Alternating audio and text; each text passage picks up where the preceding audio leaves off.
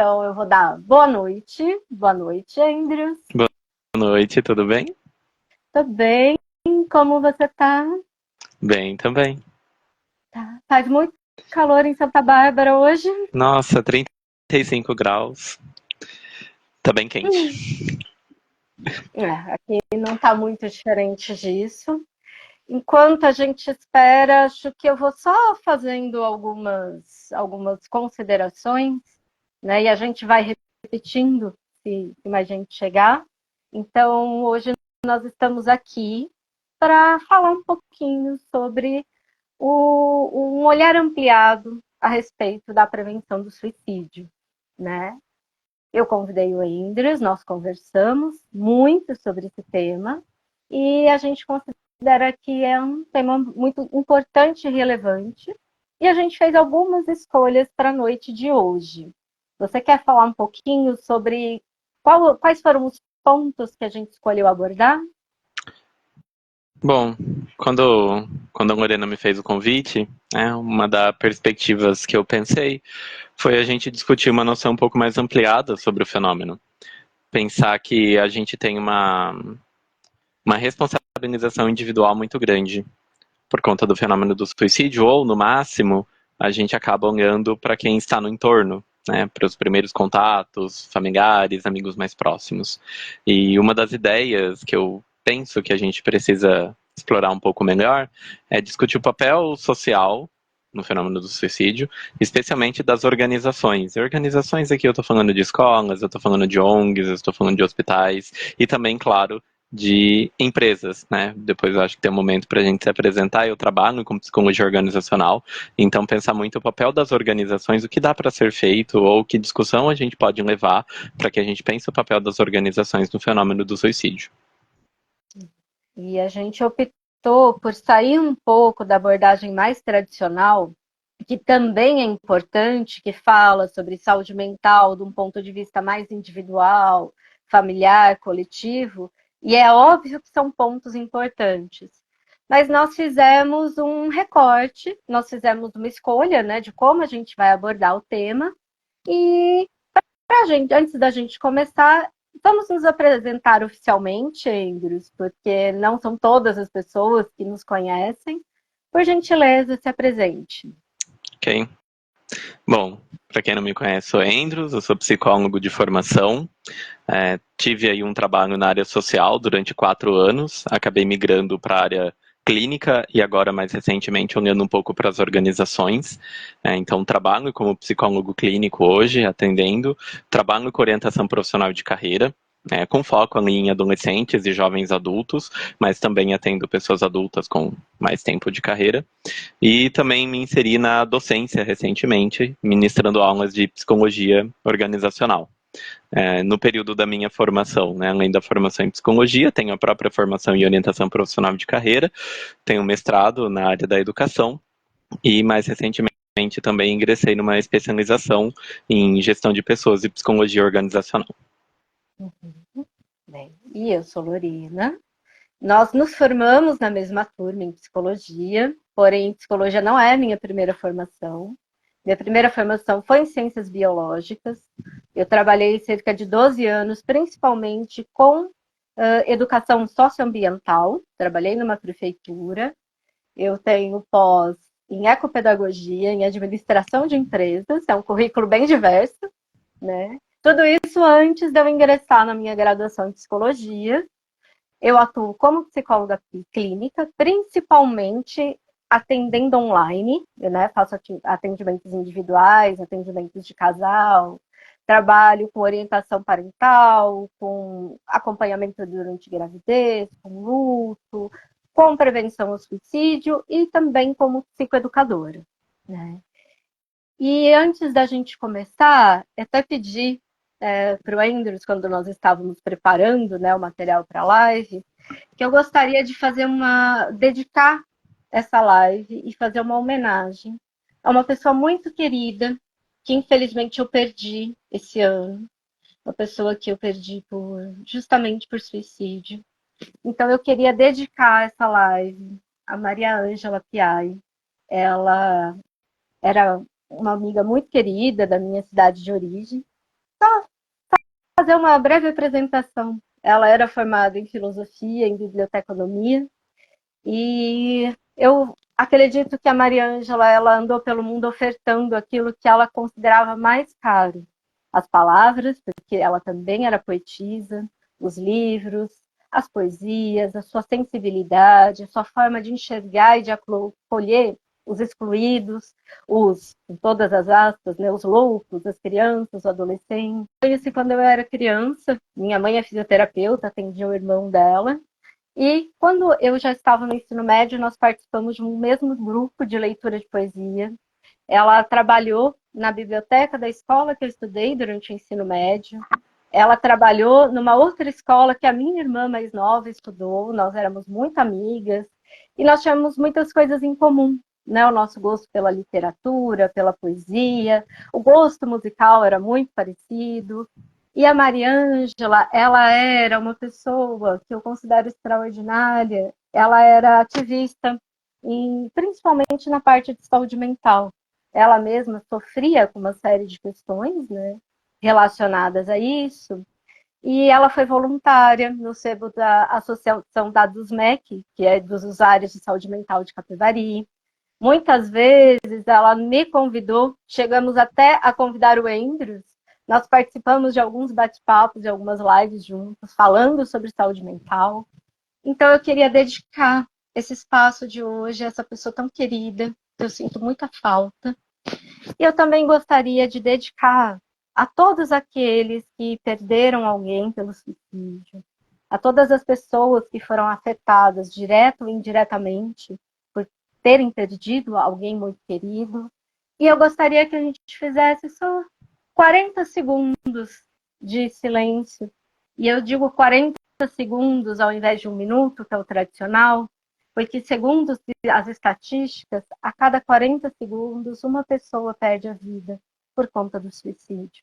Então, eu vou pedir para vocês me acompanharem e daqui a pouco a gente começa a live, ok?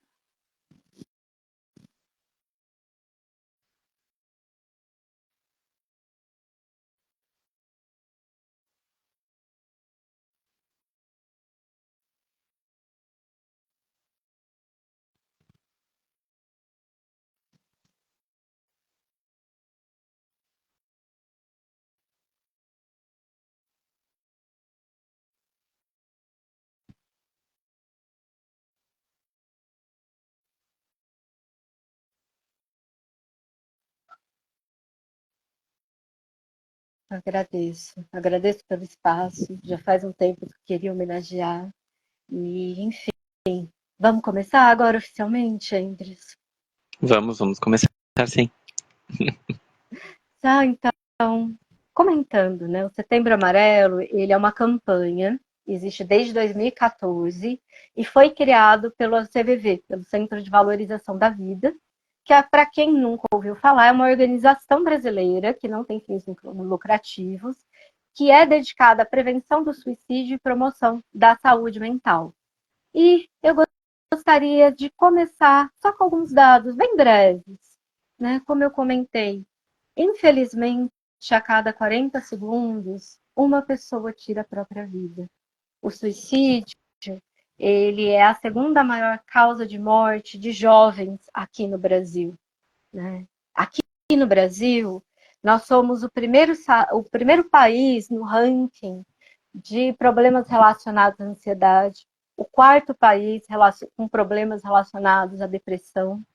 E a gente sabe que é um tema delicado, é um tema tabu, né? Não é confortável para muita gente falar sobre morte, principalmente quando é uma perda ligada ao suicídio, mas é muito importante nós podemos criar espaços para pensar sobre esse fenômeno, para atuar direta e indiretamente na prevenção, para comunicar que existem possibilidades, para acolher aqueles que já tiveram tentativas ou que têm ideações, para acolher familiares e quem perdeu pessoas queridas, porque é uma perda muito difícil, né? Então, Indres, eu peço que você prossiga, por gentileza, né? Para que a gente comece a aprofundar um pouquinho mais esse tema. Ok. Bom, como Lorena já havia me passado a bola um pouquinho antes, né? A ideia é pensar o fenômeno do suicídio um pouco mais ampliada do que a noção de sujeito. Lorena trouxe dados aí importantes, né? O que acontece com uma sociedade que a cada 40 segundos alguém tira a vida, né? O que acontece aqui com, né, nosso país, que a gente lidera o ranking mundial, ou está próximo aí de adoecimentos como depressão, taxas elevadíssimas de ansiedade. Isso não diz só do sujeito, né? Isso não diz só do indivíduo. Acho que a gente precisa olhar para um aspecto social, né? E entender que não se trata desse sujeito e também não se trata apenas das relações que estão apenas no entorno, né? Se trata de toda uma estrutura a qual a gente se insere, né? Pensar que nós temos uma estrutura social composta por diversas estruturas, por diversos elementos, por diversos dispositivos, né? A família, claro, é uma estrutura importante, né? Amigos também são aí uma estrutura importante. Normalmente, amigos e família vão ser aí os primeiros círculos sociais que a gente vai pensar na constituição de uma rede de apoio tão importante para a gente, né, dialogar e conversar quando a gente está pensando em processo de psicoterapia. Mas não só. E aí que vem a ideia da gente ter uma ampliação um pouco social, né? Na sociologia, com Durkheim, a gente já discutia a possibilidade de um suicídio onômico, né? De quando a gente tem uma crise social muito forte, e aí ele vai associar como grandes guerras, por exemplo, ou crises econômicas muito marcadas, como a quebra da Bolsa de Valores, nós temos uma elevação nas taxas de suicídio. Então, quando a estrutura social, de alguma forma, passa por um período de crise, automaticamente os indivíduos que compõem essa estrutura também vão enfrentar a crise de alguma forma. E aí a ideia é que talvez, ok, não estejamos passando por momentos de crise tão marcados, mas ainda assim temos uma estrutura social que produz 40 segundos. A cada 40 segundos uma pessoa cometer suicídio. E aí eu, né, novamente estou aí conversando e falando e estudando sobre psicologia das organizações, e aí entender que organizações enquanto não só empresas também, e eu já vou chegar lá, mas organizações enquanto instituições sociais que reúnem um conjunto de pessoas para uma determinada finalidade. Nesse sentido, nós vamos ter escolas como organizações, nós vamos ter hospitais como organizações, ONGs, centros de convivência, outros espaços formativos como a própria universidade, né? Nós temos uma taxa significativa de adoecimento psicológico dentro da universidade, em especial em pós-graduações, né? Mestrados, doutorados, especializações, mas esse eu acho que é conversa para outro dia. Mas o que eu quero apontar é que existem organizações e nós participamos delas, nós fazemos parte dessas organizações, ao mesmo tempo em que essas organizações fazem parte de quem nós somos, né? Então, qual que é o papel e o que e aí eu não tenho resposta pronta. Eu vou trazer muito mais reflexões do que trazer respostas. Qual que é o papel desse sistema social, em especial dessas organizações, nesse processo, nesse fenômeno, né? E aqui, claro, a gente está falando do suicídio, mas dá até para a gente expandir e a gente falar sobre saúde mental de uma forma geral, né? Pensar que a gente tem uma linha muito direta. Pessoas depressivas cometem suicídio, mas isso não é verdade, né? Muitas pessoas sem diagnóstico cometem suicídio. Pessoas com diagnósticos distintos cometem suicídio. Pessoas com muitas comorbidades. E aí, quando a gente olha para o DSM, é muito fácil a gente ter comorbidades, é difícil a gente conseguir traçar um diagnóstico exato. Então, comorbidades acaba quase sendo a regra em detrimento da exceção. Então, não é só depressão, é um estado de saúde mental promovido por essas organizações. Você quer falar, Lorena? Pode falar. Eu queria só complementar um ponto que, enquanto eu te escutava, você falou sobre as organizações e como nós estamos inseridos, né, numa sociedade, nas instituições. E eu pensei no ponto que é importante a gente considerar, que nós estamos inseridos, mas muitos, de alguma forma, também são excluídos de algumas estruturas sociais. E a gente vê muitos estudos indicando o como dentro de grupos minoritários, como dentro de grupos que sofrem perseguição, que sofrem preconceito, existe um número elevado, maior, do que na população que está um pouquinho mais inserida, né, dentro daquilo que a sociedade aceita. Então, nós temos, vou pegar só alguns exemplos, nós temos números crescentes de suicídio entre pessoas de etnia indígena, hoje em dia. Principalmente com mudanças de legislação com relação à marcação de terra, né? Nós temos suicídio em taxas elevadas, né, na população LGBTQIAP+, porque ainda existe muito preconceito, ainda existe muita exclusão. Nós temos alguns estudos que correlacionam a questão de classe social com a maior ou menor possibilidade de a pessoa cometer suicídio. Por quê? Se a pessoa não tem, muitas vezes, acesso aos seus direitos básicos, acesso à moradia, à alimentação, à saúde de qualidade, à escola, isso também vai gerando, né, uma série de fatores que nós chamamos de fatores de risco para que isso possa aumentar tanto as taxas de sofrimento, né, de uma experiência de sofrimento agravado, como também os níveis, né, de tentativas e de consumação de suicídio. Aqui eu estou vendo que a que é minha amiga da época da biologia, ela fez uma colocação muito importante, a população negra, né?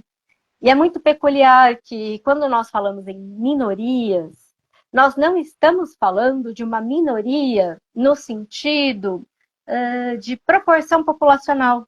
O nosso país tem uma proporção muito maior de pessoas negras, pardas, do que, por exemplo, de pessoas brancas, né? De pessoas de origem asiática, de outras origens, mesmo de origem indígena.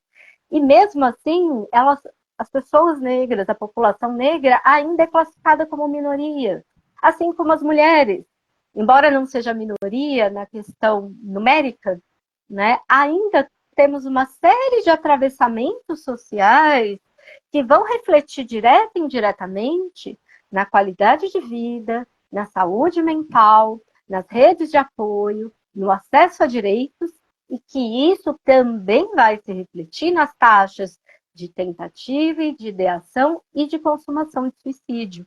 Então, só queria fazer esse complemento, Andrew. Não, ajudou bastante. Eu acho que quando a discussão sobre minorias, ela não está ligada à quantidade, ela está ligada à dinâmica de poder, né? A como dentro dessa estrutura social a qual nós estamos inseridos é possível se deslocar, é possível influenciar, é possível ter garantia de direitos, né? Então, você fala da população indígena, por exemplo, nós retiramos a população indígena da terra que eles ocupam há muito tempo, né? E os inserimos dentro de um sistema social diferente do deles, né? A noção de educação, a noção de trabalho, a própria noção de cultura é muito diferente. Então a gente tem um choque muito significativo. Isso explicaria o porquê nós temos uma taxa de adoecimento psicológico tão significativa. Quando a gente pensa na população LGBTQIA+, além de nós sermos um país extremamente preconceituoso, nós somos um país também extremamente violento com essa população, né? Nós temos uma taxa de violência muito grande, especialmente com a população trans, né? Dando aí uma expectativa de vida, acho que gira em torno de 30, 35 anos. Eu tenho 29, então se eu fosse uma pessoa trans, eu teria aí uma expectativa, entende? O quanto que isso impacta a formação da subjetividade, o quanto que isso pode impactar para o desenvolvimento. Acho que não vou nem falar aqui de adoecimento, mas eu vou falar de sofrimento, né? A gente não precisa nem sempre categorizar, mas o quanto que isso promove sofrimento. Quando a gente pensa na população negra, né, a gente olha para a população carcerária, por exemplo, né? A composição da população carcerária é feita maioritariamente de pretos e pardos, né? Quando a gente olha para as pessoas que acessam a universidade, até refletir sobre a nossa sala, por exemplo, né? Quantas pessoas negras e pardas tinham dentro da nossa sala de aula, né? Então a gente tem uma divisão muito desigual de acesso a direitos, acesso à educação, acesso à saúde, e claro que isso vai promover adoecimento, né? E aí, eu acho que volta para o argumento, né? Qual que é o papel das organizações, né? Para além do papel individual. Claro que nós individualmente podemos fazer coisas, né? Acho que nós, enfim, principalmente pelo local que ocupamos, né? Conseguimos promover estratégias individuais que auxiliam pessoas que estão ao nosso redor. E vamos dar valor, né, para esses micro movimentos, né? Se a gente consegue ajudar quem está perto, nossa, muito bom.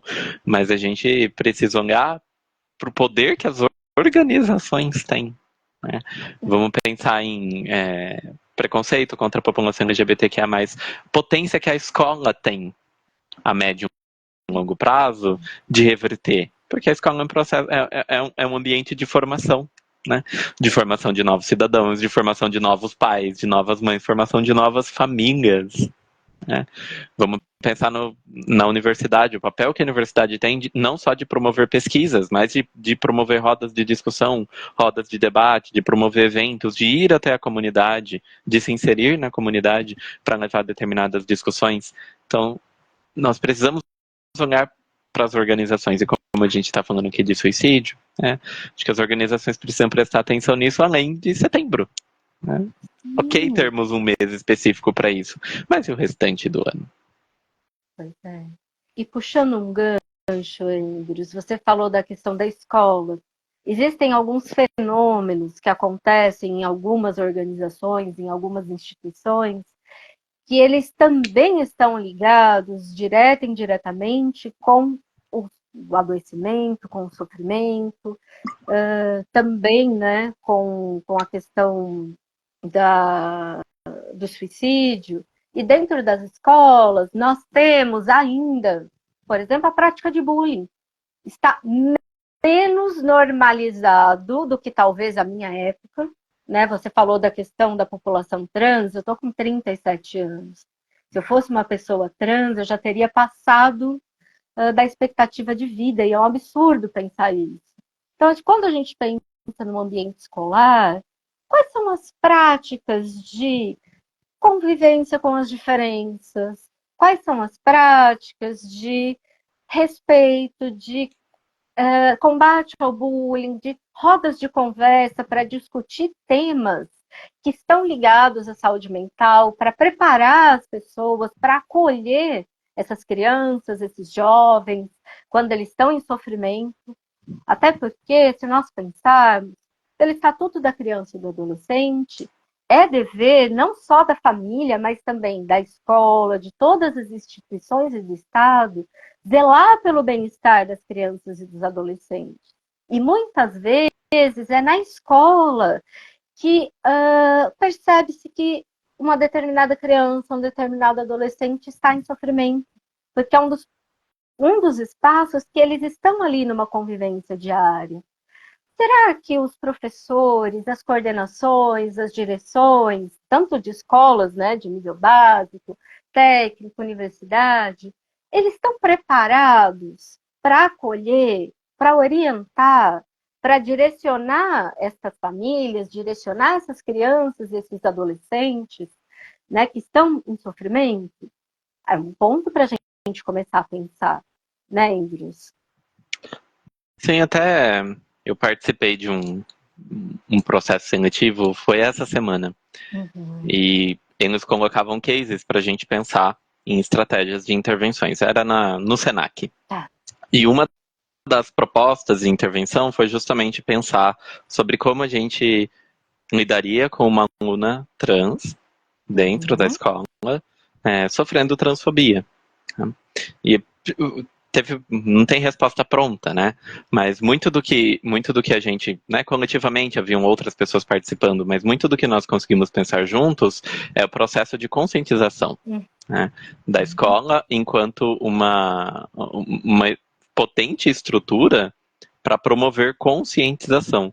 E essa conscientização ela precisa partir não só dos professores, né? E aí você comentou todos os profissionais envolvidos, né? É toda a estrutura escolar, né? Entender a escola como uma organização essa que também tem uma estrutura, né? Se o cerne dessa estrutura favorecer atitudes preconceituosas, né, favorecer atitudes que não sejam inclusivas, a gente reproduz esses comportamentos, a gente os reforça, né? Se toda essa estrutura organizacional ela está pautada no acolhimento, né, na compreensão, na aceitação do próximo, a gente facilita a criação de uma cultura que seja inclusiva, na verdade, né? E aí até teve um comentário aqui sobre crianças atípicas, por exemplo. Eu vou nessa questão da conscientização de novo, né? Eu tenho um outro exemplo. Participei de uma palestra esses dias e uma mãe falando sobre seu filho e em um dos momentos teve dificuldades com a escola e uma das estratégias que ela utilizou foi produzir um flyer, né, com informações básicas sobre o que era o autismo, né? E não só sobre o que era o autismo, mas como o filho, né, como o filho dela, como era o autismo dele. Né? Então, que tipo de comportamentos repetitivos ele tinha, né? Qual que ecolalia ele tinha, o que era aquilo. E essa informação não é só dos alunos saberem, foi a simples divulgação de informação, só dos alunos terem consciência de quem era, sei lá, vou usar o Miguelzinho, né, um nome fictício, de quem era o Miguelzinho, isso já auxiliou as crianças a saberem como chegar, porque as crianças não sabiam, né, muito possivelmente as crianças tinham receio, não sabiam muito bem o que fazer. Só informação, algo simples, já ajudou a aproximar essa criança do restante da sala. Né? Então, dá pra gente pensar algumas intervenções, mas é muito nesse sentido. Como é que a gente faz para pensar culturas inclusivas dentro dos espaços organizacionais? E promover algumas estratégias, né? E se movimentar. E lembrando que quando a gente fala de inclusão, nós estamos falando de uma série de práticas que vão desde criação de novas leis, o respeito às leis já existentes e a garantia dos direitos que já foram conquistados pelas pessoas com deficiência, pelas pessoas que fazem parte de grupos minoritários, porque nós temos uma série de questões que não é simplesmente você dar o acesso. Nós temos barreiras físicas, né?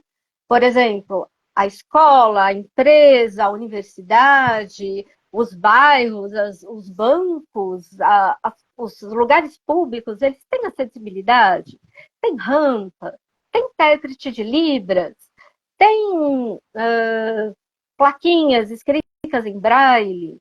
Nós temos as barreiras atitudinais, né? Como é que as pessoas se relacionam com as diferenças? Como elas se relacionam com as pessoas com deficiência, com as pessoas de outros grupos, né?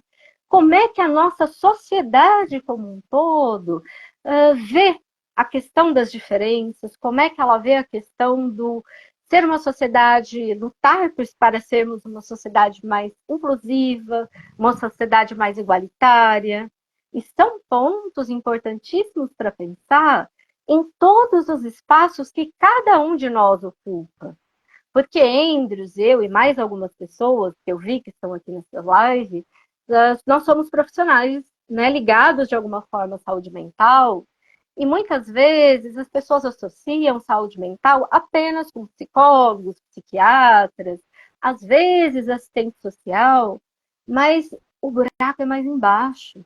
Nós precisamos todos pensar quais são os espaços que eu ocupo na sociedade. Como é que as coisas são organizadas nesses espaços? A gente precisa ampliar o nosso olhar, porque existem algumas coisas que ainda são tão normalizadas que não passam despercebidas na correria do dia a dia. Mas cada um de nós pode fazer alguma diferença em aspectos diferentes, espaços diferentes, né, Ingrid? E é um ponto que a gente também queria reforçar, que a gente considera muito importante. Pensar em espaços de existência, né? O que a gente precisa? A gente só existe em relação com os outros, ok? A gente não existe no vazio, né? Nós não somos ostras. Nós existimos no vácuo. E aí, pra gente existir, precisa ter espaço. Né? Precisa ter um espaço que me acolha. Né? Um espaço que entenda que a minha existência é singular. Né? Para eu poder existir, para eu poder estar em um espaço, eu preciso ter um conjunto de necessidades satisfeitos. Né? E o meu conjunto de necessidades é diferente do conjunto de necessidades do outro. Né? Quando a gente pensa em uma prática inclusiva, a gente está pensando em que ações a gente faz, tanto, né, físicas, quanto comportamentais, sociais, emocionais. Que tipo de ambiente a gente produz, e ambiente nessa noção ampla, mais do que espaço físico, né? Mas que tipo de ambiente a gente produz que consegue acolher todas as pessoas? Né? O que a gente precisa fazer para que as pessoas se sintam bem? O que a gente consegue fazer para que as... Minimamente, né? Não, o que a gente consegue fazer para que as pessoas consigam estar nos espaços e serem elas, né? E serem elas. E aí eu vou puxar para as empresas, né? Para o trabalho, de uma forma geral. Aí como é que teve um comentário? Eu sempre gosto de ler. Sim. Referente à área da educação, a instituição de ensino não é um espaço violento, né? Contribuindo para que alguns professores cometam suicídio, não precisaríamos de uma reformulação das relações? Nossa.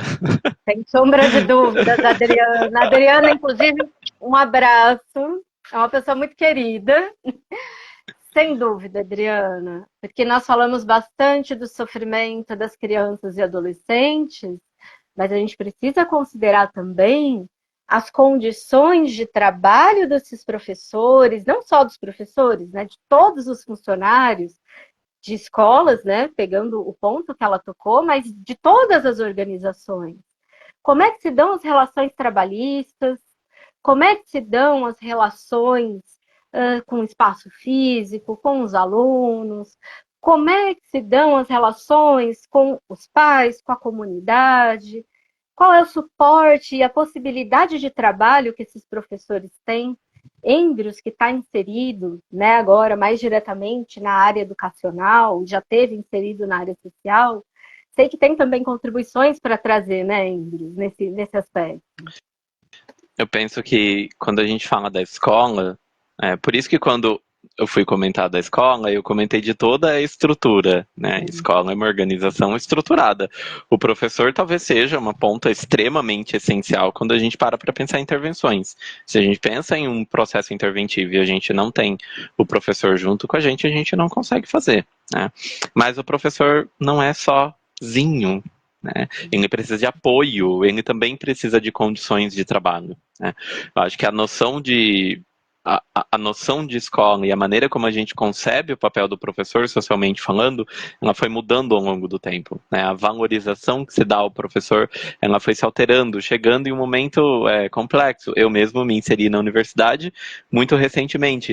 E um dos motivos que me fez parar para pensar foi observar as mudanças políticas sobre o papel desse professor. Falei, nossa, será que eu quero ocupar esse papel? Né? Isso pensando nas relações políticas que vinham acontecendo de 2015 e 2016 para frente, especialmente no ensino superior, mas também no ensino básico. Né? As condições de trabalho dos professores, elas são bem complexas a depender de onde se está. Né? Quando a gente pensa em escola pública, né, nós temos salas muito grandes, né, então 30, 40 alunos dentro de uma mesma sala de aula. Né, nem sempre a gente tem materiais adaptados, né, nem sempre os materiais chegam, né, no momento devido em que deveria chegar. Nem sempre o professor tem apoio. Né, pensar que a escola é uma organização e a gente vai discutir trabalho de rede. Né, quais são... Ai, gente, eu tenho cão, eles latem, desculpem. Quais são os tentáculos que a escola consegue construir com outras organizações, como, por exemplo, CRAS, CREAS, né, espaços de convivência, outros ambientes que consigam dar apoio para esse papel formativo. Né? Pensar que o professor ele é um dos integrantes desse processo formativo extremamente importante. Mas onde estão os outros? Né? Aí, novamente, o papel social, inclusive, da educação. Né? A educação ela acontece em diversos espaços. Talvez a educação formal, ok, acontece ali mais dentro da escola. Mas a gente tem um processo de educação não formal ou de educação informal que acaba acontecendo em diversos espaços. Como é que esses outros espaços contribuem para esse processo formativo? Né? E por fim, como é que a gente acolhe esses professores? Né? Onde estão os espaços de acolhimento para esses professores? Porque sim, eles têm dificuldades. Né? E aí talvez a gente precise de reformulações não só de relações, mas uma reformulação estrutural. Falta recursos humanos, né? A gente, bom, eu e Lorena estamos no estado de São Paulo, né? Então é daqui que eu consigo falar. Nós tivemos um projeto faz uns 5, 6 anos, acho que estava no final da faculdade, saiu um projeto de vamos inserir psicólogo dentro das escolas. Foi, nossa, que Uhum. legal, porque a escola precisa, né? O psicólogo não Sim. pode fazer muito. A maioria das escolas particulares tem psicólogo dentro da escola e ajuda muito, né? Então Uhum. vamos inserir psicólogos dentro das escolas. E aí a grande alternativa, né, foi terceirizar esse serviço, né, para que seja chamado um psicólogo normalmente vídeo por vídeo chamada. Então, um profissional que não conhece aquela realidade, não conhece aqueles alunos, não conhece aqueles professores, né, não sabe sobre a realidade daquela escola, para poder fazer algum tipo de intervenção. E normalmente é um tempo escutando esses professores e tentando auxiliar de alguma forma. Então, assim, sim, a gente precisa de reformulação de muita coisa dentro da escola. E puxando um gancho, nós estávamos falando agora mais especificamente do ambiente escolar, mas eu vou puxar o gancho mudando ligeiramente de assunto, que é nós precisamos olhar, inclusive, para os direitos e para as relações trabalhistas. Nós estamos num período muito grande de precarização, né, de condições trabalhistas.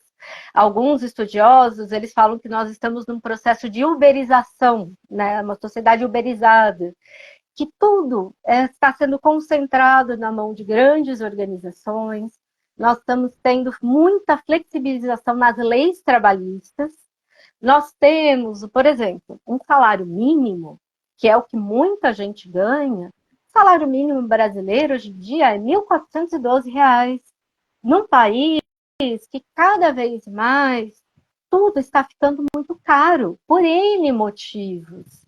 Como que a gente vai falar e pensar em saúde mental, em prevenção do sofrimento, prevenção do suicídio, sem a gente pensar como é que a nossa sociedade está estruturando as relações e a forma do trabalho?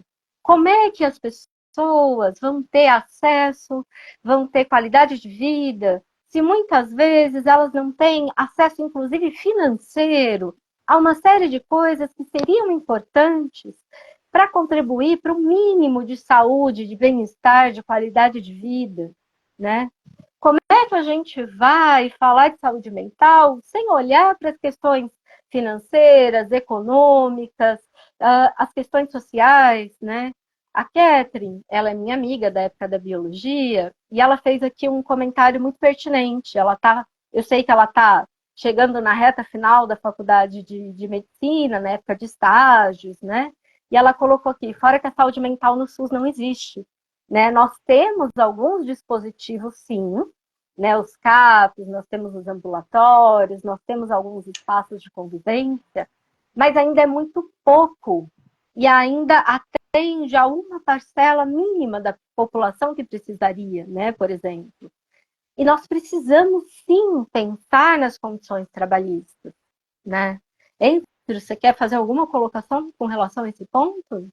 A Catherine falou sobre o SUS na saúde mental, é triste de observar, porque nós temos uma legislação muito moderna em relação à saúde Uhum. mental. Né? Nós tivemos um boom de luta antimanicomial ali na década de 90, né, que foi se consolidando em legislações na década de 90, virada do milênio, e são legislações que a gente olha quando estudávamos na faculdade, era maravilhoso, né? Mas a questão é que a gente tem uma dificuldade novamente de estrutura, né? De interesse político, inclusive, na viabilização dessas políticas. Né? Então a gente tem uma estrutura legal para promover, né, intervenções de saúde mental bem moderna, mas a gente não tem a implementação desses dispositivos no mesmo nível, né? Eles não se equiparam. E aí, quando a gente procura, né, algum serviço de saúde mental pelo SUS, a gente tem bastante dificuldade, né? Fora que a discussão de saúde mental ela acaba ficando muito centrada na figura do CAPS, né? Mas, poxa, será que, né, os dispositivos, né, de saúde de bairro, né, localizados, né, no território, não poderiam fazer um acolhimento inicial, né? E como esse acolhimento social poderia ser feito, né? E aí, novamente, a gente vai discutir sobre recursos humanos, né? Sobre a presença de profissionais de saúde mental, nós temos muitos, claro, né? Mas existem profissionais que talvez tenham uma articulação um pouco maior dentro desse campo, como psicólogos, como assistentes sociais, como os próprios psiquiatras, né? Como é que a gente faz para inserir esses profissionais em outros dispositivos também, né? Pensar que uma pessoa, por exemplo, né, o CAPS ainda atende uma região, né? Pensar que a pessoa que está na ponta da região do CAPS talvez não tenha condições de chegar até o CAPS, né? Mesmo o CAPS estando lá, né? A gente tem toda a noção de busca ativa, mas a gente tem profissionais suficientes para conseguir fazer busca ativa, né? Então, só trazer esse contraste, né? Tem uma legislação moderna, mas a gente não tem os dispositivos, a gente não tem o investimento necessário. E pensando na questão de empregabilidade, né, de renda, de trabalho, de uma forma geral, a gente tem uma discussão estranha, porque a gente tem uma taxa de desemprego muito alta, e a gente precisa olhar para esse desemprego, né, porque a gente tem o fenômeno da uberização, né? Então, a pessoa que está lá fazendo Uber, fazendo iFood, ela entra nessa taxa de desemprego, não entra. Como é que a gente faz para entender essa taxa de desemprego e como é que a gente faz também para construir, né, parâmetros legais para esses trabalhadores? Então, acho que essa é uma discussão. Mas ainda assim, nós temos muitas pessoas em situação de desemprego mesmo, né? E ao mesmo tempo, nós temos, vou falar aqui de espaços que eu sei que tem um turnover, né, uma entrada e saída muito grande de profissionais, que é mercados, né, supermercados, atacados e shoppings, né? Então, o que acontece? Que a gente tem uma grande taxa de desemprego, ao mesmo tempo em que mercados, shoppings, atacados estão sempre divulgando quilos e quilos de vagas, né? E aí a gente vai discutir sobre condições de trabalho, né? Esse trabalho, ele permite a manutenção desse trabalhador, né? A gente está falando de escala 6x1, não tem feriado, não tem final de semana, né? Pouca flexibilidade. A gente está falando de salários que normalmente são baixos, que tem dificuldade para manter uma vida. A gente tem um custo de vida muito alto, a gente tem uma taxa inflacionária significativa, um salário mínimo ou pouco mais do que isso, que normalmente são fornecidos para as vagas, para a maioria das vagas operacionais em um supermercado, em um shopping, em um atacado, não vão pagar muito mais do que um salário mínimo. Eu moro no interior, eu moro em Santa Bárbara do Oeste, tá? Um aluguel aqui, se você der sorte, você vai encontrar em torno de R$ 900 um aluguel de um espaço ok, né? Já foi mais da metade do salário mínimo, tirando os descontos, né? Então, isso falando, né? Sim, precisa viver. Isso falando estritamente do gasto financeiro, mas a gente tem toda uma questão relacionada ao sentido que o trabalho dá para a nossa vida, ao sentido que o trabalho tem para a nossa constituição enquanto sujeito. A gente vai se apresentar para as pessoas: olá, sou Andrew, sou psicólogo. Olá, sou Lorena, me formei em biologia, sou psicóloga. A gente fala da nossa trajetória de trabalho. Isso é um lugar social. A gente falou sobre condições de existência, né? Como é que a gente existe dentro do meio social? Longe de mim dizer que a gente precisa do trabalho para existir, não é isso, né? Mas o trabalho ocupa um papel muito importante na nossa Constituição, enquanto sujeito, né? E como é que esses postos de trabalho se configuram, né? Por acidente, eu estava vendo algumas notícias e eu vi uma, não me aprofundei, mas eu vou trazer o dado aqui, de um instituto de pesquisa que teve por interesse trazer ali a satisfação dos trabalhadores em relação aos postos de trabalho em países da América Latina. Então foi uma pesquisa extensiva, aí foram 128 mil pessoas entrevistadas, e o Brasil ele tem uma taxa do que eles consideraram ali como tristeza, né? Qual que é a porcentagem de brasileiros que se sentem tristes com seus postos de trabalho? E aí está aqui 25%. Né? Perdendo para Bolívia, El Salvador e Jamaica. E aí está o Brasil, né? Pensando na América Latina.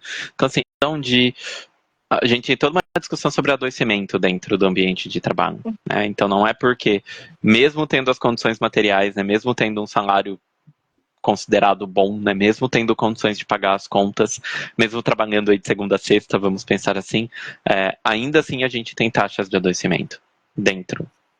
Né? A gente tem ansiedade, nós temos processos depressivos, temos os processos de burnout, e é uma organização, né? E aí eu volto para o começo de tudo, da minha argumentação. O que as organizações fazem, o que elas podem fazer para reduzir a taxa de adoecimento mental, para reduzir a taxa de sofrimento. E precisa ser pensado precisa ser pensado a nível organizacional. Uhum. E com relação, né, a essa questão do trabalho, dos ambientes de trabalho, tem algumas questões que são importantíssimas e muitas vezes parecem banais, porque, de novo, nós vivemos numa sociedade que banalizou, normalizou muitas coisas. Então, a gente tem que olhar desde coisas simples como é o espaço físico que esses trabalhadores estão ocupando.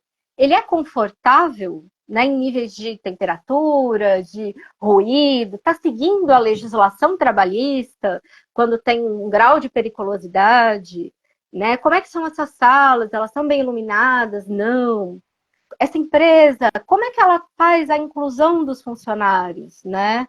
Como é que ela, por exemplo, hoje nós temos no Brasil uma legislação que existe uma taxa mínima, né, de você colocar pessoas com deficiência nos postos de trabalho.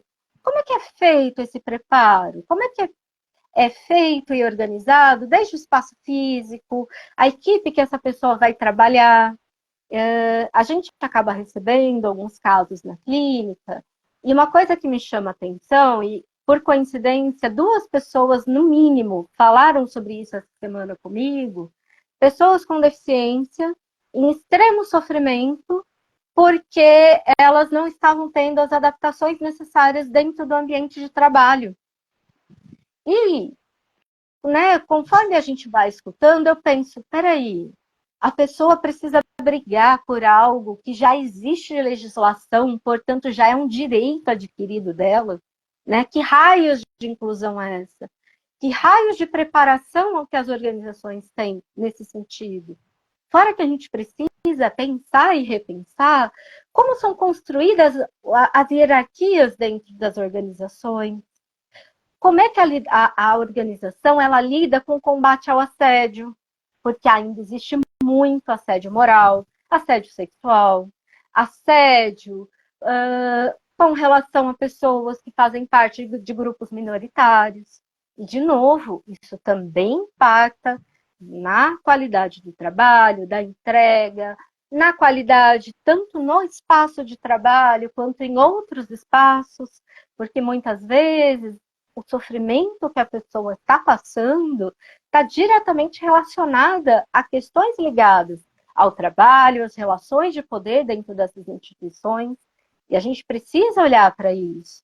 Assim como a gente tem prevenção, por exemplo, voltada para as questões posturais, de ergonomia, a gente tem prevenções ligadas a questões audiológicas, as visuais, né, dependendo da empresa, ainda é muito novo a gente pensar em promover saúde mental dentro das instituições. Nós temos muitos movimentos pontuais. Então, por exemplo, as grandes campanhas, né? O Janeiro Branco, Setembro Amarelo, nós temos as CIPATES, né? As semanas fugiu agora de... Prevenção a acidentes de trabalho. Prevenção ao acidente ao trabalho. Muito obrigada, Endros. Sim, é importante, já existe alguma iniciativa, mas e o nosso olhar ampliado e aprofundado para como é que a gente implementa isso no dia a dia nesse espaço? Como é que quem tem um pouco mais de condições, quem está em graus hierárquicos, né, maiores, como é que elas estão lidando com essas relações e lidando com isso? Porque muitas vezes nós temos profissionais extremamente adoecidos e com medo de pedir pelos seus direitos, com medo, por exemplo, de fazer reclamações oficiais, reclamações até em sindicatos, com medo de represália, com medo de perda de emprego. Como é que a gente gerencia e olha para tudo isso, né? São pontos importantíssimos da gente pensar, né, Andrews? Pensar que a força dos sindicatos aí, nossa, teve uma perda de força dos sindicatos. Acho que até para expandir a discussão sobre sindicatos, não vou entrar nesse mérito, mas a questão de como é que a gente teve um processo de garantia de direitos não só trabalhistas, mas vou focar aí nos trabalhistas. Nós tivemos conquistas de direitos trabalhistas muito importantes, muito, muito significativas. Sim. E nós perdemos esses direitos num piscar de olhos, numa velocidade, né? Pensando aí numa relativização, né, dos contratos de trabalho, numa ideia de que o trabalhador vai conseguir negociar e conversar com o empregador de igual para igual. E aí nós perdemos esses direitos, né?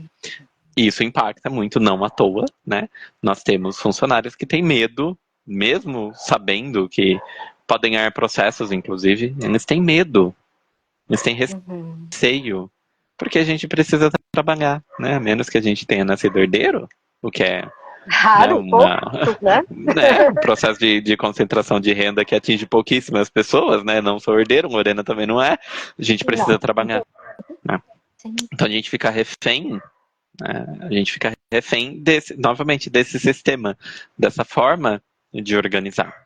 E é claro que a gente tem, nós temos organizações, especialmente organizações mais modernas, né, que vamos pensar em Coca-Cola, né, vamos pensar Natura, vamos pensar Boticário, empresas grandes, né, que conseguem alinhar a saúde mental do trabalhador. É importante que o trabalhador ele tenha saúde mental minimamente estável, até para que ele consiga se apropriar. Ai, gente, meu cão, me desculpem. Até que ele consiga se apropriar, se vincular com o seu trabalho. E o quanto que isso pode, ao mesmo tempo em que gera satisfação de trabalho, né, gera vinculação, gera satisfação, ao mesmo tempo em que gera resultados, né? Então a gente nem precisa aqui, né, essa é uma forma de argumentar, tá? Talvez a forma mais branda delas, mas só para colocar que a gente tem uma linha de argumentação que nem precisa ser tão ferro e fogo assim. Cara, vamos olhar para o mesmo lugar, né? A gente tem uma noção de sustentabilidade organizacional, né, que é o quanto as organizações conseguem produzir impactos socialmente relevantes. E entendendo que as organizações, até eu não vou me lembrar o nome do autor, mas tem um autor que pensa as organizações enquanto órgãos da sociedade, né? Então, se as organizações estão funcionando bem, a sociedade também funcionará bem, né? E vice-versa, se o sistema social funciona bem, as organizações também têm chance de funcionar bem. Se a gente consegue discutir essa noção de sustentabilidade organizacional, de produção, de não só de resultados, mas de entregas que sejam socialmente relevantes, poxa, a gente encaixa a discussão sobre saúde mental aí, porque pessoas, né, trabalhadores com saúde mental estável, têm a chance de darem entregas com mais qualidade, né? A gente tem processo, por exemplo, como criatividade, que é tão solicitado hoje em dia, né? Uma pessoa ser criativa, ter soluções, entre aspas, fora da caixa, né? Mas esse processo de criatividade é o alto de uma produção intelectual, o alto de uma produção cognitiva, que só acontece em situações significativas de bem-estar, né? Então, pensar essas discussões e levar essas discussões para esses ambientes organizacionais, para as organizações de uma forma geral. E a partir disso, a gente ter condições de ter novas relações, né? Não só relações de trabalho, pensando aqui em empresas, mas relações dentro das organizações, a gente repensar relações de poder, né? A gente pensar as relações de hierarquia, né? Por que a gente não pode ter contato com o CEO, por exemplo? E talvez a gente não tenha contato direto com todo mundo, mas o que a gente consegue construir para que todo mundo, pelo menos, consiga visualizar coisas similares e, a partir disso, trabalhem juntos, né? Isso, novamente, é uma linha argumentativa, né? A gente tem outras aí um pouco mais ferrenhas, vamos dizer assim, mas é uma forma da gente tentar pensar de uma maneira integral, né? De uma maneira contextualizada, de uma maneira conjunta. Dá pra gente tentar caminhar para o mesmo lugar. Tentar, pelo menos. E com relação às empresas, organizações, ainda também são iniciativas pontuais, mas existem algumas empresas que estão implementando pequenas práticas. Algumas trabalham com mindfulness, algumas estão trabalhando com plantão psicológico dentro do espaço da empresa. Algumas contratam serviços de psicólogos organizacionais mas não voltadas para a parte de RH ou de departamento pessoal necessariamente disso, mas para ter uma noção de como que aquela organização está funcionando e como que ela pode ajustar e melhorar para que melhore a qualidade de vida e saúde do trabalhador. Existem empresas que oferecem como benefício o acesso a profissionais de saúde mental, assim como outros profissionais de saúde.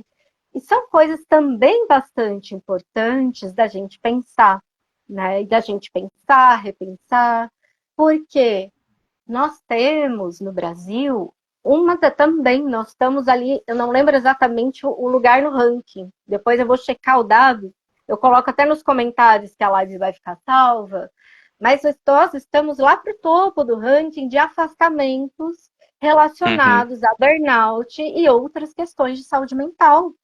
E, né, puxando, quando a pessoa é afastada, nós temos um processo muito delicado.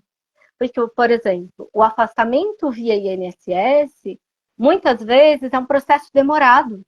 A pessoa, muitas vezes, passa um tempo sem renda, dependendo de como é organizada, né, a instituição, porque muitas vezes depende apenas do INSS, né?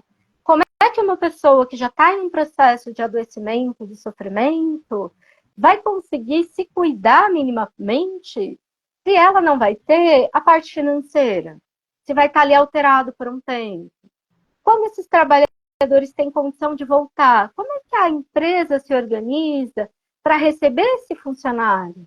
Porque, infelizmente, nós somos um país ainda muito preconceituoso nesse sentido, e muitas vezes esses profissionais eles ficam rotulados, né?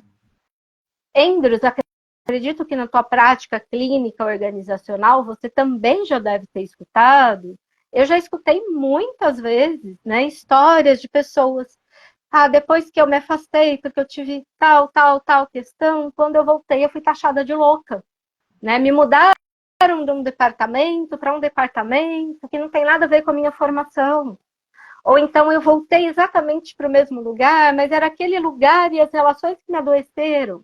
Então, como é que a gente pensa na reinserção dessas pessoas no mercado de trabalho, dentro das instituições? Como é que a gente prepara uma equipe para receber essas pessoas? Né? Porque são pontos importantíssimos de serem pensados. E vou puxar rapidinho, né? Hoje a gente vai abordar vários temas, só para, de novo, nós não temos respostas, a gente quer instigar o olhar. Vou para o extremo oposto. Nós estamos vivenciando um aumento cada vez maior de população em condições de rua, né? Que está ali sem moradia, muitas vezes sem acesso ao básico, a saneamento, alimentação. Como é que a gente pode falar de saúde mental, qualidade de vida, prevenção de suicídio, sem olhar para esses fenômenos também? Uma população que está cada vez mais em situação de vulnerabilidade, de risco social, né? Como é que a gente vai falar de prevenção ao suicídio, de saúde mental, se a gente não pensar nas políticas e no acesso que as pessoas têm a substâncias psicoativas, né? E tem mais tantos outros fenômenos que são importantes da gente considerar e que, de alguma forma, a gente pode contribuir, né, para essa grande discussão, que a gente precisa, sim, ampliar cada vez mais o olhar para a gente não naturalizar, olhar o número cada vez crescente de pessoas que estão vendendo coisas nos faróis, que estão com as plaquinhas pelas esquinas pedindo, né?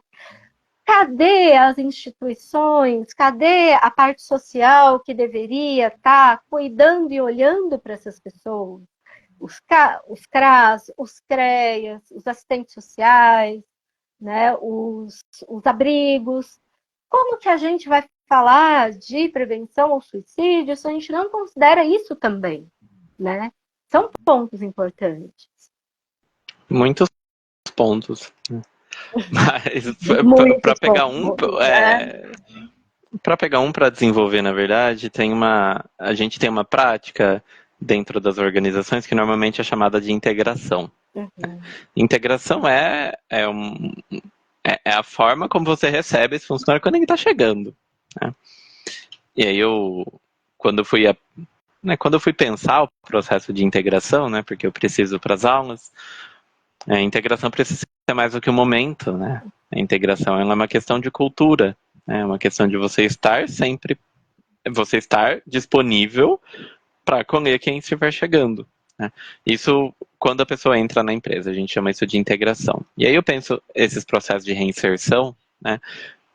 Se a organização ela já tem uma boa cultura instalada de um bom processo de integração, né, esse acolhimento ele fica muito mais fácil. Uhum. Por isso que eu falo, claro que nós precisamos de intervenções pontuais eventualmente. Sim. Então, ao identificar um problema, precisamos de algumas intervenções. Mas eu penso muito mais que se a gente desenvolve uma cultura, né, se a gente consegue olhar para essa organização e na estrutura dessa organização a gente consegue construir uma cultura, né, uma forma de as pessoas se relacionarem pautada na inclusão, né, fica muito mais fácil esses processos de acolhimento, né? Você foi trazendo outras questões, né, relacionadas a pessoas, né, em situação de rua, por exemplo, ou até pessoas que, né, que estão dentro dessas organizações, passando por algumas dificuldades, e como é que faz para acessar os serviços, né? Visto é que nós temos alguns serviços, tanto no SUS, pensando em saúde mental, tanto quanto no SUAS, né, pensando em práticas de assistência social. E aí ficou um comentário da Catherine lá atrás, eu li, mas eu não esqueci, sobre o horário de funcionamento dessas organizações também, né? Que normalmente seguem um horário comercial, de segunda a sexta. Claro que a gente precisa repensar esses horários, né? Com cuidado aos profissionais que estão dentro desses dispositivos, né? Eu já fui integrante do SUAS, né? Fazia ali o horário né, comercial, conhecido como comercial, mas também abria exceções, porque eu trabalhava numa organização do terceiro setor. Então a gente tinha uma flexibilidade para a gente conseguir acolher, né, grupos ou até mesmo atendimentos individuais em horários e depois a gente dava um jeito, né? Então fiz muito isso em alguns momentos, mas eu tinha disponibilidade, né? Mais jovem, eu já sou jovem, mas mais jovem ainda do que eu sou, sem grandes compromissos familiares, né? Não tinha, né? Eu moro, enfim, não tinha outras responsabilidades. Então a gente precisa olhar também para esses trabalhadores que já estão sobrecarregados, né? Porque aí a gente volta, aí temos uma legislação muito bonita, o SUAS também, a legislação do SUAS é muito bonita de ler, de ter contato, mas a gente tem uma dificuldade de estruturação por conta de financiamento, por conta de interesse político, enfim. Então a gente está falando de um sistema que já é sobrecarregado, né? Então sim, a gente precisa pensar como é que a gente faz para que esses dispositivos atendam mais pessoas e a gente pensa assim em horários de trabalho, eventualmente finais de semana, eventualmente à noite. Então a gente pensa assim, a gente precisa pensar nisso, ao mesmo tempo em que a gente precisa pensar que a gente está falando de uma estrutura que já está extremamente tensionada, né? Os CRAS, os CREAs, os CAPs, os ambulatórios normalmente atendem uma quantidade muito grande de usuários, que é como a gente fala, as pessoas que fazem uso, que utilizam desses dispositivos. Então a gente já está falando de um contingente de profissionais, inclusive, que normalmente adoecem também. Tá? Eu quase adoeci. Tá? Eu quase adoeci trabalhando no SUAS. Inclusive, foi um dos motivos dos quais eu reformulei e repensei a minha carreira. O quanto que aquilo me impactava, de alguma forma. Mas, enfim, são profissionais que já estão passando por processos de tensão, né? Então, claro, a gente precisa olhar para essa demanda ao mesmo tempo em que a gente precisa olhar para a demanda também desses profissionais. Como é que a gente faz para melhorar essa equipe? A gente precisa de mais profissionais, a gente precisa de uma equipe maior, a gente precisa de treinamento, né? A gente precisa treinar essa equipe, enfim. Então, novamente, né, são todos processos interligados, interconectados, né? Por isso, pensar a responsabilidade social, que não só nós temos enquanto indivíduos, mas que as organizações têm para com a sociedade. Pensar a sustentabilidade organizacional. E isso inclui também os processos de saúde mental. Isso inclui a discussão sobre suicídio, né? A gente precisa pensar de forma ampliada. E complementando, Andres, pensando, quando a gente pensa em rede, se você imagina uma rede física, nós estamos imaginando numa estrutura que tem fios entrelaçados que sustenta algo que cai. Né? Basicamente, uma rede serve para isso. Ou a rede mais tradicional de balançar, que é algo que aconchega, que acolhe. Quando a gente amplia o nosso olhar para a questão, para o fenômeno do suicídio, pensando a nossa sociedade, as organizações, as instituições, a gente precisa pensar que, direta e indiretamente, a qualidade de vida, a quantidade de sofrimento, a existência das pessoas e das famílias está diretamente ligada às instituições, como, por exemplo, imagine uma família classe média, que tenha, um casal hétero com 2 filhos. Os 2 trabalham e os filhos precisam ir para a creche. Se um desses filhos adoece, como é que não é nosso arcabouço legal e como que é a estrutura das organizações para permitir que um dos responsáveis possa acompanhar essa criança ao médico? Como é que é a disponibilidade de vaga em creches, em escolas, para que esses pais possam trabalhar? Né? Quais são os dispositivos sociais que eles podem contar para ter essa rede nos momentos de dificuldade? Será que a gente tem informação suficiente de como acessar tudo isso? Será que nós temos informações suficientes sobre como prevenir o suicídio, não só pensando, né, nas iniciativas individuais e nos espaços de saúde mental, mas enquanto sociedade, né? Como é que a gente costura, como é que a gente articula todas essas redes públicas, mesmo as redes particulares, para que a gente tenha uma sociedade que dê suporte para cada um de nós e para cada grupo que a constitui? Como é que cada um de nós, nos espaços que frequenta, pode contribuir com essa reflexão, com a implementação de alguma mudança, né? Para que a gente colha alguns benefícios daqui a um tempo. E são temas, né? A gente trouxe temas que daria para fazer uma live sobre cada um desses subtópicos, porque todos eles são extremamente complexos, né? A gente está dando aqui um panorama geral para ajudar na ampliação desse olhar. E como é que a gente faz para pensar e lutar por políticas públicas e pelos nossos direitos? São coisas também importantes da gente pensar, para a gente pensar em melhorias da nossa sociedade, para que a gente colha também o benefício, a melhoria de ter uma vida mais digna, ter uma vida em que acolha diversas possibilidades de existência, que acolha a diversidade de existência. Como que a gente pensa isso hoje em dia? A gente precisa pensar em políticas públicas. Acho que primeiro ponto é pensar que políticas públicas elas afetam positivamente todo o entorno social, porque a gente tem quando a gente fala de política, a gente tem uma questão de pequenos grupos, de individualidades, a gente tem, né, um puxa que me repuxa aqui, porque a gente tem combates, né, de poder.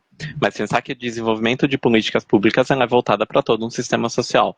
Existem particularidades, políticas públicas particulares para grupos particulares, mas se a gente beneficia um grupo, né, se a gente permite a existência mais saudável, mais leve, mais digna de um determinado grupo, a gente propicia uma possibilidade de harmonia um pouco maior, porque a gente vai ter um grupo contemplado em suas necessidades. Né? A gente vai ter grupos atendidos, a gente vai ter grupos que conseguem existir.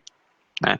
E também, quem sabe não, e também por estarem tendo as suas necessidades supridas, muito possivelmente também vão conseguir contribuir para esse sistema social. Né? Então, só pensar que a discussão de política pública é uma mudança de estrutura social que beneficia toda essa estrutura social. Né? Mesmo quem acessa aí, né, todos os serviços particulares, ainda em algum grau vai se beneficiar de algum tipo de política pública, né? Então esse é o ponto. E quando a gente pensa a construção de políticas públicas, talvez a gente peque em como é que a gente faz para participar de alguma forma. Como é que a gente faz para participar da elaboração dessas políticas públicas? Né? Nós temos o sistema conselhos, né? No mínimo, nós temos conselho de saúde, conselho de assistência social e conselho do Estatuto da Criança e do Adolescente, no mínimo. No mínimo. Tá? E normalmente a gente vai encontrando, não raro, a gente tem o conselho do idoso também, ou o conselho da pessoa idosa, né? Que não entra, posso estar enganado, né, mas não entra dentro dos conselhos obrigatórios que os municípios precisam ter, mas no mínimo esses 3 eles precisam estarem garantidos. E nós podemos participar, né, desses conselhos, nós podemos estar presentes. Sim. E lembrando, você falou de conselho, o Conselho de Defesa do Meio Ambiente também é obrigatório. Vou Okay. puxar a partinha para o meu lado bióloga, porque pouca gente faz essa relação. Você ter saneamento básico, acesso à água potável, um ambiente agradável, isso também impacta a saúde mental. E hoje a gente precisa olhar também para a questão ambiental, linkada com a saúde mental, pensando que nós estamos vivendo na era das mudanças climáticas. Nós temos uma discussão, né, que tem pontos de vista muito diferentes, se a gente vai começar a ter classificações, né, como o DSM, que estão ligados a sofrimentos ligados às mudanças climáticas. A gente teve só esse ano, por exemplo, as grandes enchentes que o Rio Grande do Sul enfrentou, o grande impacto social, familiar, organizacional, de praticamente todo um estado. A gente está tendo alternâncias de frentes frias e de frentes de calor que impactam direta e indiretamente nossa saúde mental, qualidade de vida, as nossas relações. Então, não é exclusivo. E, lembrando, quando a gente está falando de política pública, nós não necessariamente estamos falando de política enquanto política partidária. A gente sabe que virou um tema muito polêmico, muito polarizado, mas não é disso que nós estamos falando. Pense o seguinte, o sistema, né, a política, né, todos os sistemas que envolvem, eles são, né, nós vivemos num sistema democrático, esperamos que assim continue, né, temos nossas críticas todas, tem muita coisa a ser melhorada, mas enfim, mas nós temos a democracia. Isso permite, entre outras coisas, que nós votemos, que nós escolhamos os nossos representantes. Então, lembrando, por exemplo, nós estamos a 10 dias das eleições municipais, que vão eleger os prefeitos e os vereadores. Como é que cada um de nós, enquanto eleitor, está cobrando desses candidatos que eles tenham propostas, mas propostas realmente articuladas, de saúde mental, de qualidade de vida, de acesso à saúde, educação, saneamento básico, habitação e por aí vai. Como é que a gente faz e cobra das pessoas que estão em posição de poder para que elas façam o que elas devem fazer? Né? O Andrews comentou dos sistemas de direito. É pouquíssimo divulgado quando tem reuniões. E pouca gente sabe que a sociedade civil pode participar. E eu lembro muito, nós tivemos uma professora de psicologia social, a Thelma, a Karina também, né? Um grande abraço para as duas. Mas que a Thelma, ela sempre dizia para a gente que mesmo que a gente não tenha direito a voto, nós temos direito à voz. E com a nossa voz, se a gente argumenta, se a gente busca embasamento, a gente pode conversar e a gente pode, inclusive, modificar o olhar e opinião daqueles que têm direito à voz, daqueles, por exemplo, que constroem políticas públicas. Nós temos direito, enquanto sociedade civil, de participar das sessões de Câmara de Vereador, por exemplo. Quem aqui já fez, já foi ativamente escutar sobre o que está sendo votado, sobre o que está sendo legislado no seu município, por exemplo? Né? Quem é que já foi em reunião de conselho para ouvir prestação de contas, tanto da parte financeira quanto dos projetos que as prefeituras têm. Como é que a gente vai esperar que só aqueles que estão no poder tenham esse insight se a gente, enquanto sociedade civil, não vai lá lutar pelos nossos direitos e pelos direitos de grupos minoritários?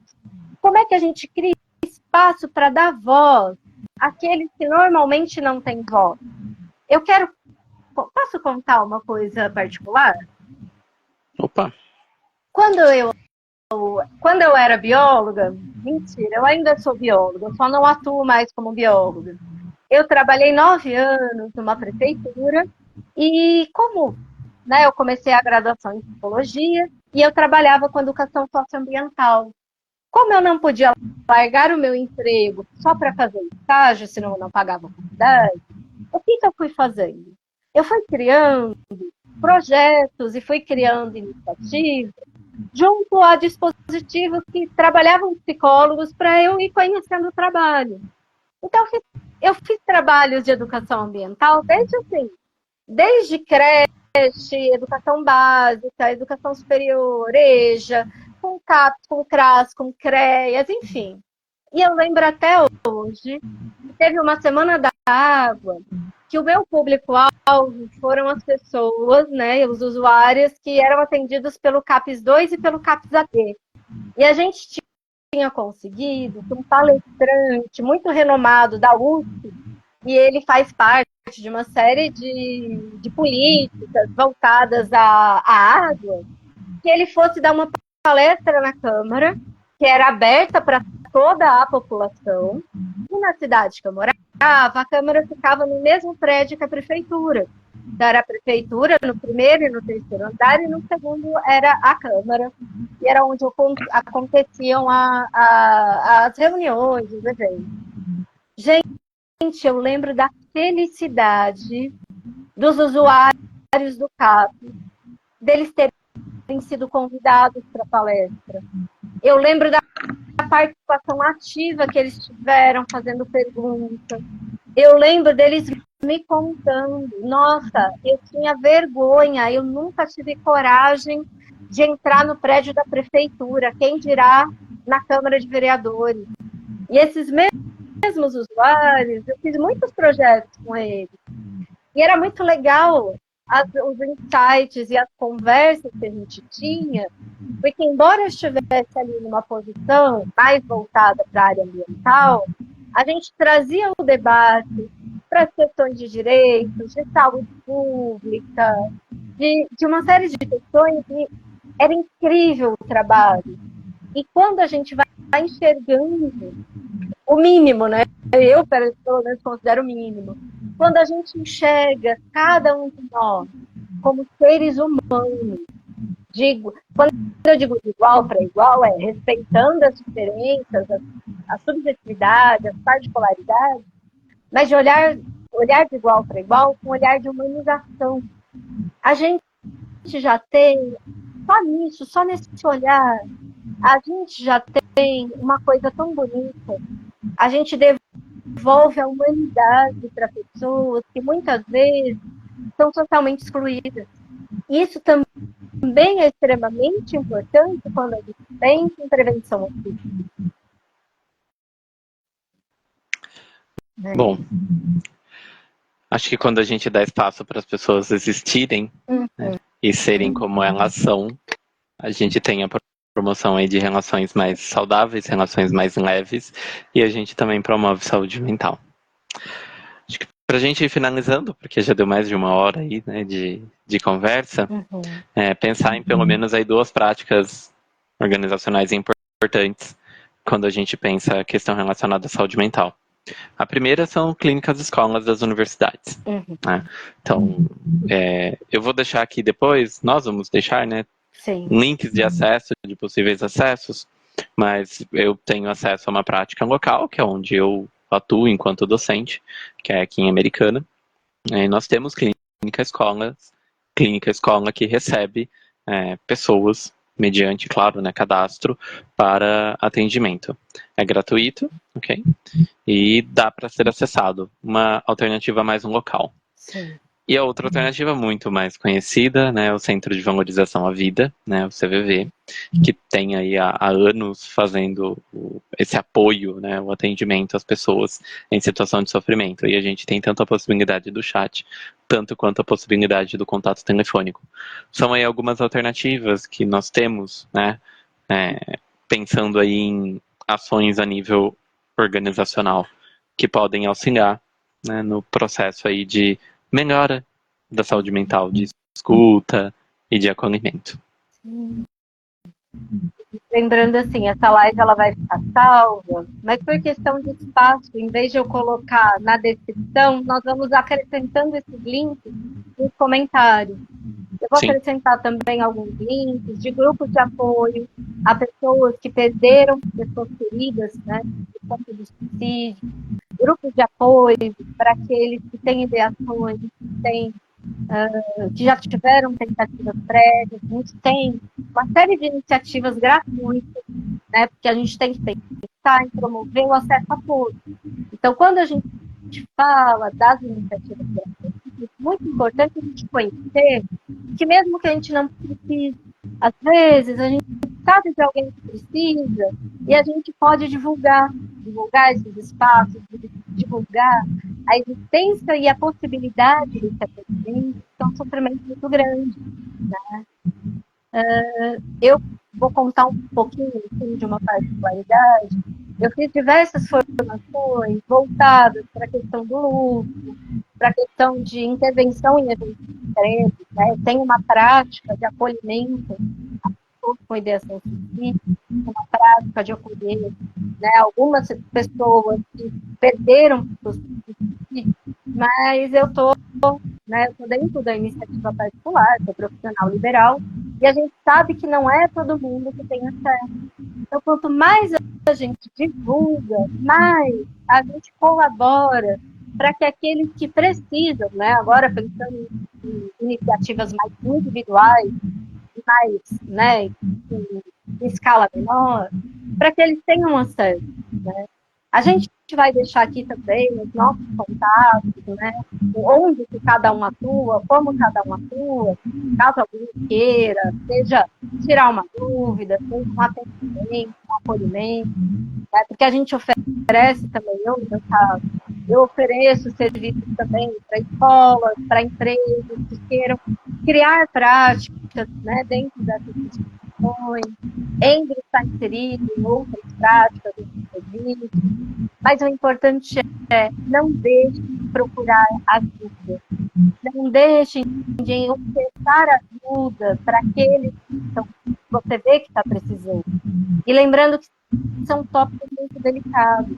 Se você não sabe como está ajuda, você pode só ofertar, olha, estou percebendo que você está bem, mesmo que você não queira falar comigo, existe tal iniciativa, incentive para que busque ajuda apropriada, porque muitas vezes, quando não existe um treinamento, não existe um cuidado, mesmo que haja uma boa intenção, sem querer a gente acaba reproduzindo alguns preconceitos, acaba taxando as pessoas e acaba aumentando o sofrimento ao invés de acolher.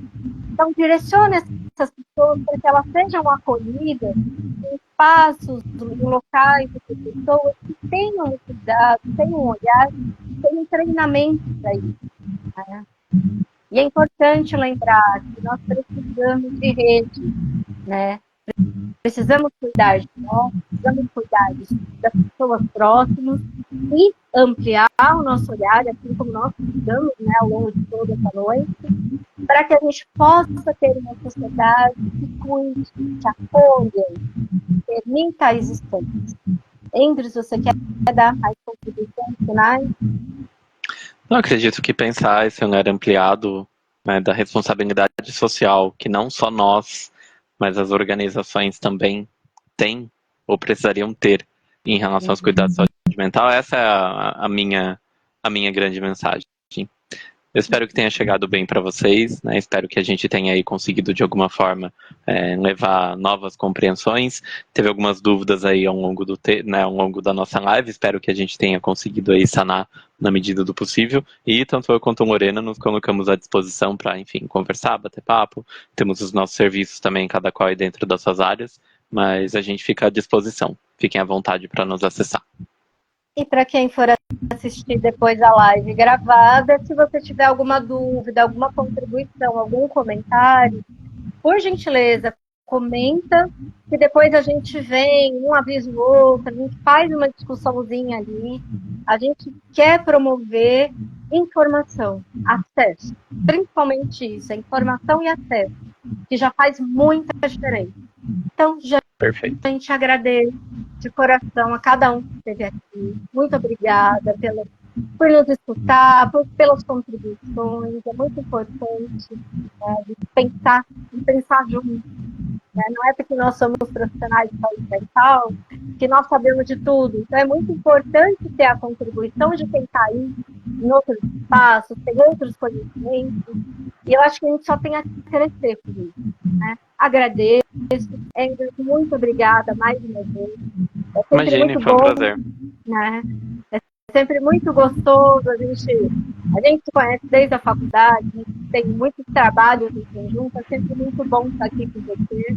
E é isso. Boa noite a todos. Fica um grande beijo, um grande abraço. E até a próxima. Boa noite, pessoal. Até a próxima. Tchau, tchau.